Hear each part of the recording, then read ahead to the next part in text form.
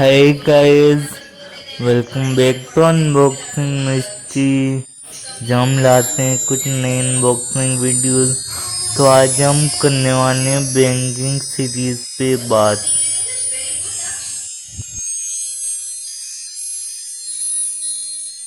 तो आज हम हमारे टॉपिक डिस्कस करने वाले हैं कि आखिर आरबीआई क्या करता है करेंसी में। आरबीआई सिर्फ नोट प्रिंट करता है और बैंकिंग रेगुलेशन नाम की रेगुलेशन निकालता है। दूसरे बैंक से लीव कोई भी करेंसी का एक्सचेंज पब्लिक के साथ नहीं करता। पर अब हम सोचेंगे बैंकिंग कलीग का क्या रोल है। Banking colleague is assign for all the things. Account खोलने में कोई चार्जेस लग रहे हैं या नहीं, वो सिर्फ बैंकर और कस्टमर के बीच है। तो banker is being responsible for everything. He will not be asking for anything about. अब हम बात करेंगे आखिर ये बैंकिंग बिजनेस चलता कैसे है। ठीक है, बैंकिंग बिजनेस बोरोइंग से चलता है, acceptance of the gold silver and these precious metal, इन सब से चलता है। बोरोड मनी को इन्वेस्ट करते हैं और जैसे वो इन्वेस्टिशन चार्ज ऊपर जाता है बैंक का प्रॉफिट होता है। बैंक अपने प्रॉफिट के लिए कहीं अलग से नहीं करता, वो इन्वेस्टिशन प्रॉफिट चार्जेस को ही बोरो कर लेता अपने प्रॉफिट में।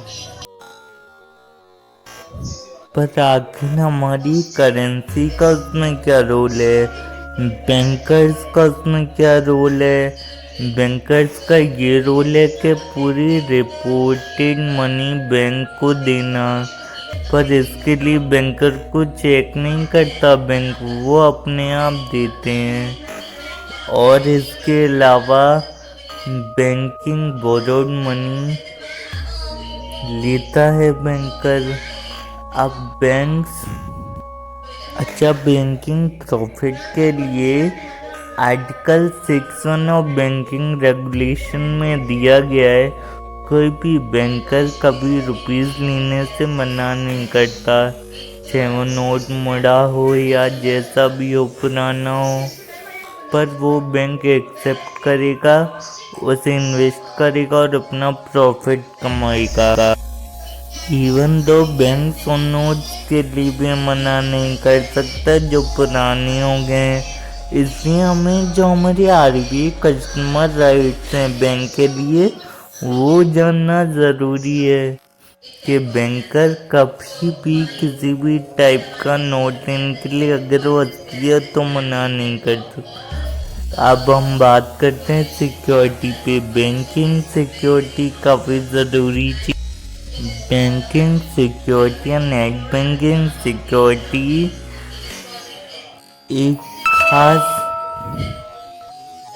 बैंकिंग सिक्योरिटी या net banking regulation of India issued by Reserve Bank of India से मैनेज होता है। आर्टिकल 6(1) को फॉलो करते हैं। And here we goes for the banking security.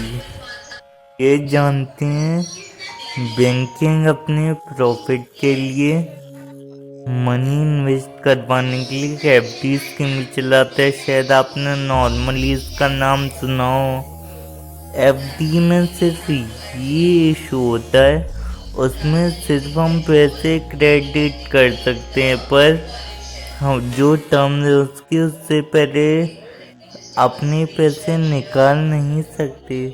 इसी पैसे को बैंक इन्वेस्ट कर देता है, अपना प्रॉफिट निकाल लेता है। Precious metal like gold and silver के लिए भी यही सिक्योरिटी है, उसके लिए कोई अलग सिक्योरिटी नहीं है। उसको लेकर बैंकिंग का जो भी प्रॉफिट है वो इन्वेस्टिशन में छुपा हुआ है। इसके अलावा बैंकें अपना प्रॉफिट बाइंग से भी निकालता है। वो कुछ प्रीशियस मेटल जैसे गोल्ड या सिल्वर खरीदता है, उन्हें इन्वेस्ट करता है और उससे जो भी प्रॉफिट आता है बैंक का, इससे हमारे बैंक चलते हैं। इसके अलावा RBI and BR central government banking को ऐसे सपोर्ट करते हैं कि वो बैंकिंग का प्रॉफिट इंश्योर करते हैं ताकि बैंक्स की रेगुलरिटी बनी रहे। इसके अलावा हम जानते हैं private corporative banks and government banks होते हैं। अब इन दोनों में फ़र्क ये, government are empowered by the central government and the private banks are not empowered by the central government. पर उन पे भी आरबीआई की नज़र रहती है। आरबीआई उन्हें एक लाइसेंस इशू करता है, तभी कोई banking cooperative company banking word use कर सकती है।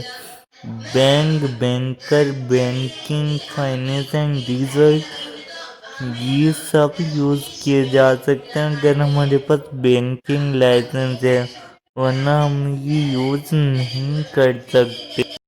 इसके अलावा बैंक में जितने भी डॉक्यूमेंट्रीज होती हैं वो रद्दी नहीं होता और बैंक को आरबीआई को देने के लिए रिपोर्ट होती है जो बैंक से ली जाती है आरबीआई के द्वारा उन्हें बैंकिंग लाइसेंस रिन्यू करवाने के लिए।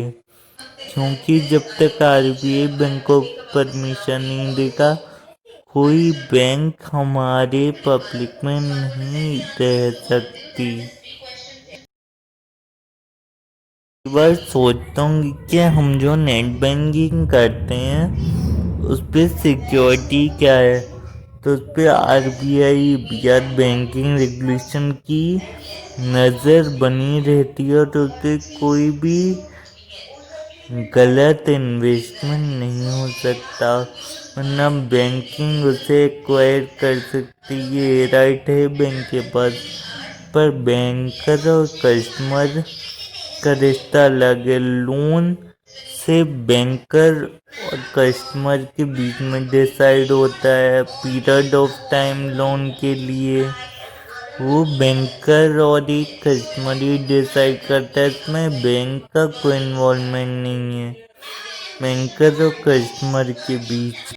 आप सोचें, मैंने जैसा कि बताया सिर्फ लोन फाउंडेशन अगर बैंकर और कस्टमर के बीच है तो फिर कैसे करेक्ट है, ये इस पर कोई नज़र रखता नहीं है तो बैंकर अपनी डिमांडेबल मनी अर्न कर सकता है, तो उसे भी आरबीआई को तो नहीं पर अपने डिपार्टमेंटल मैनेजर को ये सब रिपोर्ट्स देनी होती हैं जिसमें नेट बैंकिंग भी है, मनी भी है, लोन्स भी हैं, एफडी भी है और सारी इन्वेस्टमेंट्स हैं जो एक बैंकर करता है, उसको उसकी रिपोर्ट अपने डिपार्टमेंटल आईसी जो उस पर नज़र रखता है मैनेजर को देनी होती है।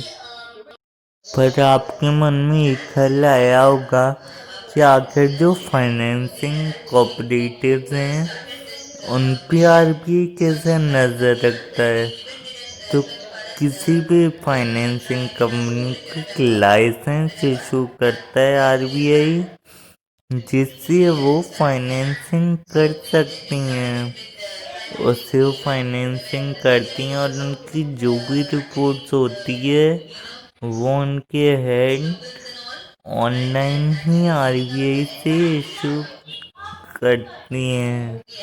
वो लाइसेंस इशू होता है जब आरबीआई उनकी रिपोर्ट चेक करती हैं।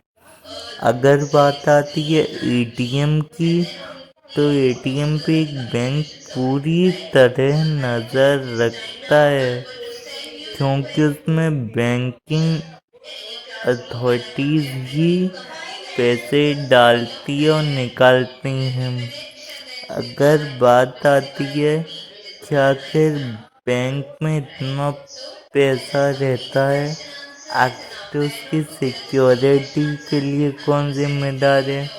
तो बैंकिंग में पैसा रहता है जो आरबीआई देखते, पर उसकी सिक्योरिटी एम्पावर्ड होती है सेंट्रल गवर्नमेंट से। ये सेंट्रल गवर्नमेंट का रोल है बैंकिंग में, और ये आरबीआई का भी रोल है बैंकिंग में। Thank you for watching the video, और ऐसे ही इंटरेस्टिंग वीडियोस को देखने के लिए सब्सक्राइब टू अनबॉक्सिंग मिस्ट्री।